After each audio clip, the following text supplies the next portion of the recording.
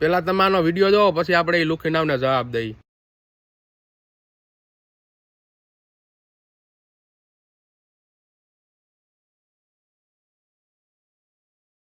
જોયું તમે વિડીયોમાં કઈ લુખીના પેટના ગાડી માથે જતા હતા અને ઓલા કાકા સાયકલમાં જતા હતા. એની પાસે ઓલો સ્પ્રે છે જેમાંથી ફીણા નીકળે. એ કાકાને મારી જ ગયા, મોઢામાં મારી જ ગયા કે કાકાને દેખાતું બંધ થઈ ગયું. તમે વિચાર તો કરો. એની કાકા પડી ગયા. એ કાકાને લાગ્યું તો હશે જ, કેમ કે પડી ગયા એટલે એને લાગવાનું તો છે જ. આવી રીતના તમે તમારા બાપા હારે કરો. તમારા બાપા સાયકલ લઈને જતા હોય, પછી તમે ફુવારો લ્યો અને પછી તમારા બાપાને મોઢા પર તમારો ખરાબ. આવી રીતના તમે એને હેરાન કરો છો. અહીંયા તમારું કઈ બગાડ્યું હોય તો બરોબર છે. એ કાકા પડી ગયા, તમે વિચાર કરો. હવે કાકા પડ્યા ન હોત ને કાકા બીજું ઘણું બધું થઈ શકત. એ સારું કહેવાય કે અહીંયા કઈ આવતું નહોતું ખટારો કે એવું. નકર કાકાનું એક્સિડન્ટ પણ થઈ શકે ને. એ કાકા વિચાર કરો, તમે પડી ગયા ને દેખાતું બંધ થઈ ગયું. આવી રીતના તમે નાના માણસોને ગરીબ માણસોને હેરાન કરો છો.